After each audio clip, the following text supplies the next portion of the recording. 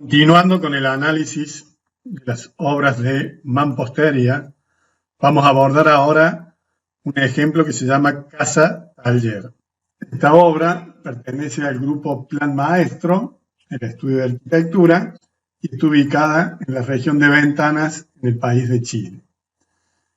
Se trata de una obra de hormigón armado al cual le vamos a adaptar una mampostería cerámica utilizando los planos, los elementos, el diseño de los autores. Como podemos ver, es una obra que tiene el plano horizontal superior materializado en hormigón armado, el plano horizontal inferior materializado también en hormigón armado y conectado a través de estos planos, los cuales los vamos a diseñar con la mampostería sismo resistente. El trabajo de las aberturas, siguiendo esta idea de paño lleno y paño vacío, alternando entre estas configuraciones de los planos revestidos en maderas y las transparencias que se generan a través de las aberturas.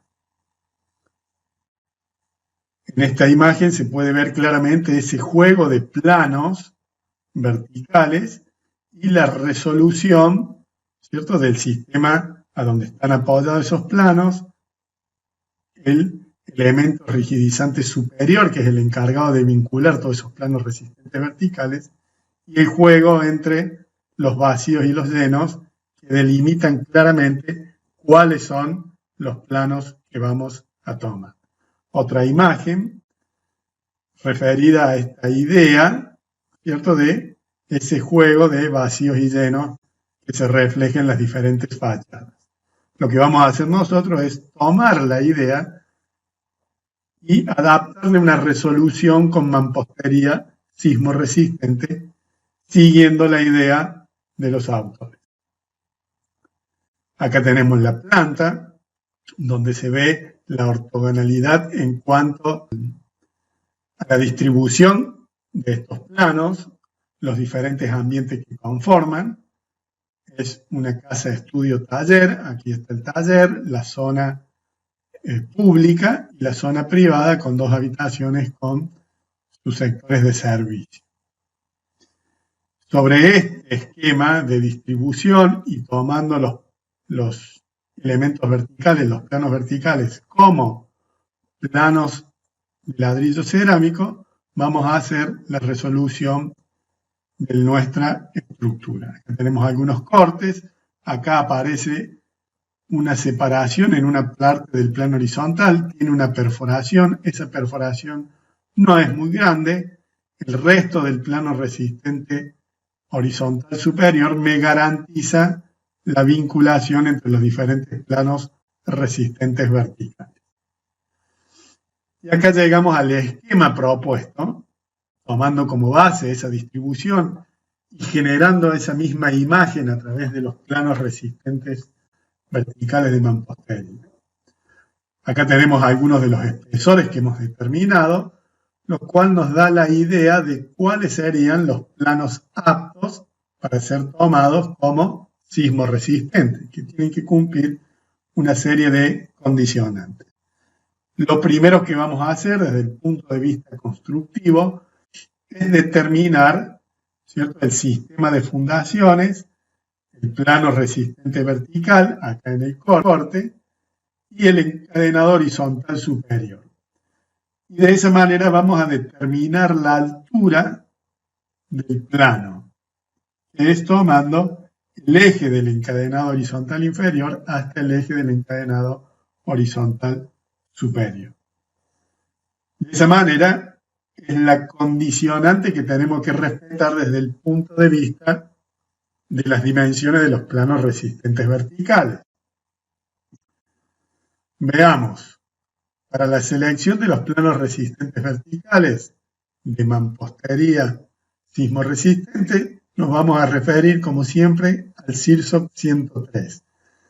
Lo primero que vamos a hacer es establecer la relación entre largo y altura. Y recordamos que para los muros aislados, la longitud del muro tenía que ser mayor o igual a la altura dividido 2,2 o un mínimo de 1,50 m. esta sería la condición de ese tipo de muro. Y para muros vinculados, la longitud tiene que ser mayor a la altura sobre 2,6 con un mínimo de 0,90. E insistimos en que no se admiten perforaciones ni canalizaciones. Para nuestro caso, donde teníamos una altura de 3,20 m, esa condicionante es la siguiente.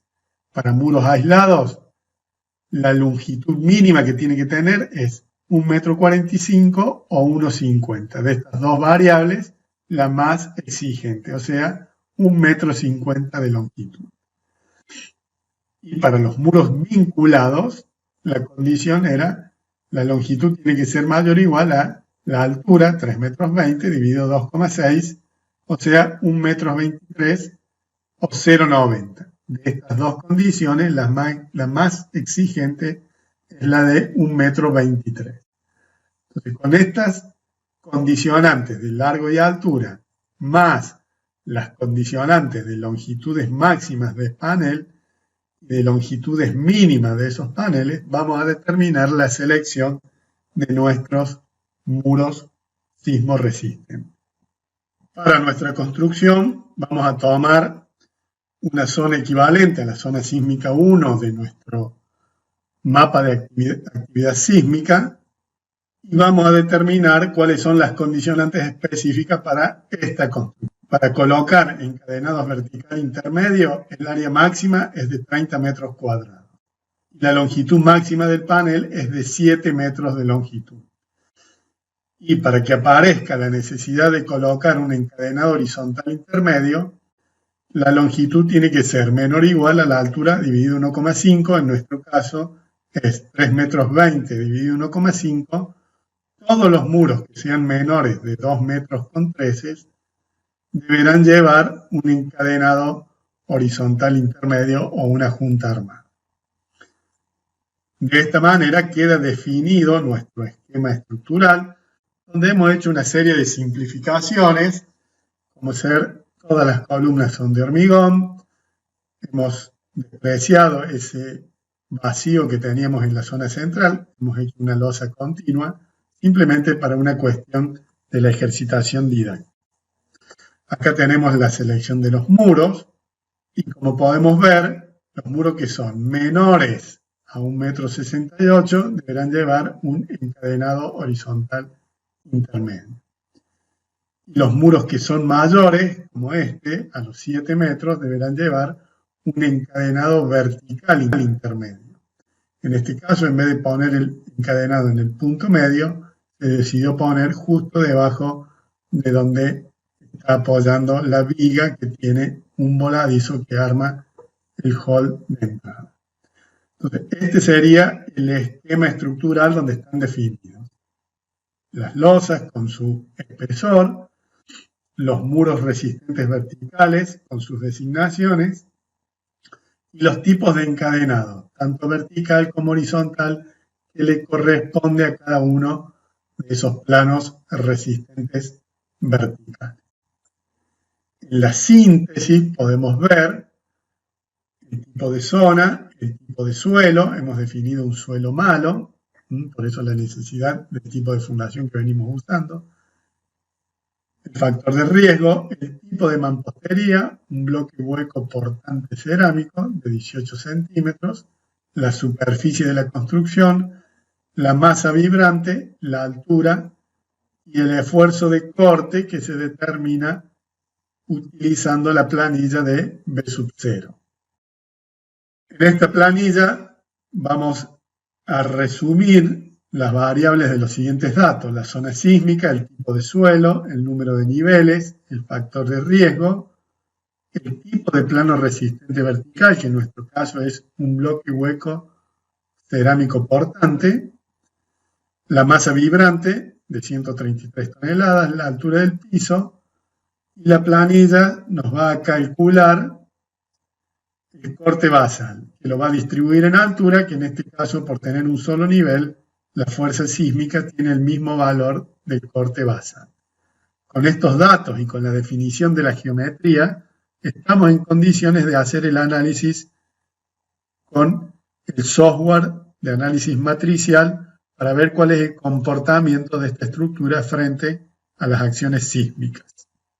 Ahora vemos el modelado de la estructura que venimos analizando ya en el programa de análisis matricial. Como vemos, el muro, que tenía una longitud menor a los 2,13 metros, lleva el encadenado horizontal intermedio. Y el muro, que era mayor a los 7 metros, lleva un encadenado vertical intermedio que, como dijimos, no está puesto en el punto medio del muro, sino que lo hicimos coincidir con el punto donde apoya la viga que arma el porche del ingreso. También vemos que en el otro extremo la viga está apoyando en un punto medio del plano. Eso no es ningún problema, ya que lo vamos a vincular a través de un diafragma rígido. Algunos puntos para revisar que tienen que ver, en primer lugar, con el tipo de vínculos que se están generando entre los encadenados y el plano de fundación y entre las columnas y el plano de fundación. La diferencia está en que las columnas van empotradas y todos los encadenados van con una articulación fija que permite el giro, pero no los desplazamientos. También podemos revisar la condición con la que hemos definido las bielas de compresión en cuanto a la articulación en ambos extremos y la condición de que solamente pueden tomar esfuerzos de compresión. Ese mismo contralor se puede hacer con los encadenados verticales, que tienen que estar articulados en ambos extremos. Vamos a tomar algunos como para cerciorarnos de que han sido modelados de manera correcta. Y también vamos a verificar que todos los puntos que pertenecen al plano superior correspondan a un mismo diafragma rígido y que también esté dentro de esa selección, dentro de esa asignación de propiedades, el punto donde vamos a aplicar la fuerza, que sería el centro de masa. Esta orden lo que nos está diciendo es que todo este plano se va a mover como si fuese infinitamente rígida y va a transferir los esfuerzos que le vamos a aplicar en este punto, en el centro de masa, a todos los planos resistentes que pertenecen al conjunto de la estructura.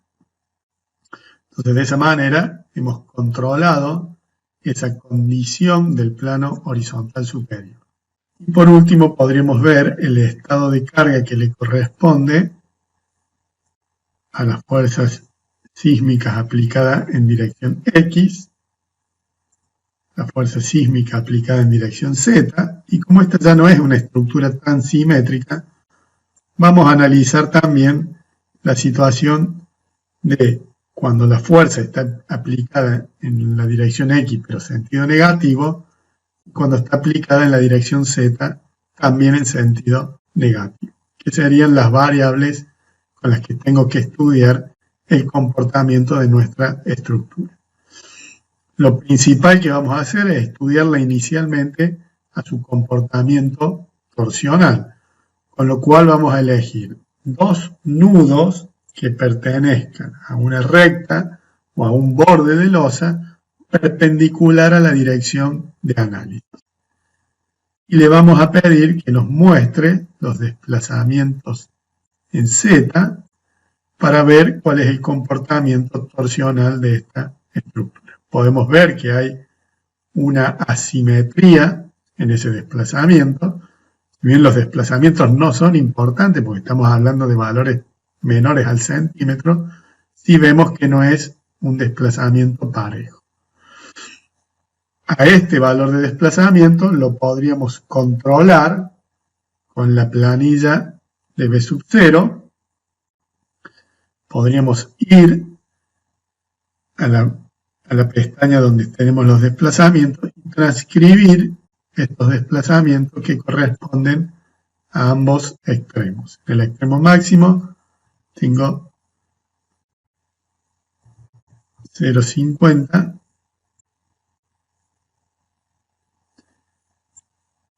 y en el otro desplazamiento tengo 0,23. Nos está arrojando una irregularidad en planta media, ¿cierto? Es una irregularidad torsional media que está entre 1,2 y 1,4, con lo cual tendríamos que reformular nuestra construcción para no tener que agregar una excentricidad adicional a nuestro análisis. Terminemos de ver el comportamiento cuando la fuerza está aplicada en Z, pero de sentido contrario. Es el mismo comportamiento. Y veamos ahora qué pasa cuando está aplicada en la dirección X. Vamos a leer. Vamos a ver ahí, la fuerza está aplicada en la dirección X. Nos hemos cambiado en el estado de carga. Y vamos a leer los desplazamientos en X. Para lo cual vamos a seleccionar dos muros que pertenezcan a una recta perpendicular a la dirección de análisis. Vemos nuevamente que hay una disparidad en estos valores, en estos datos. Lo vamos a transcribir a la planilla, 0,36 y 0,24. Y vemos que está al límite también en la otra dirección de lo que nos estaría marcando una irregularidad torsional media. Con lo cual, tendríamos que reformular para los parámetros que estamos estableciendo en este ejercicio de diseño con un cambio en algunos tamaños de los planos resistentes que nos den un comportamiento torsional dentro de lo que sería una irregularidad baja o casi sin irregularidad torsional. Y por último, podemos mostrar la materialidad, ¿no es cierto?, de esta construcción, donde están representadas cada uno de los planos resistentes verticales con el perímetro de los encadenados y la materialidad de la biela de Mann posterior.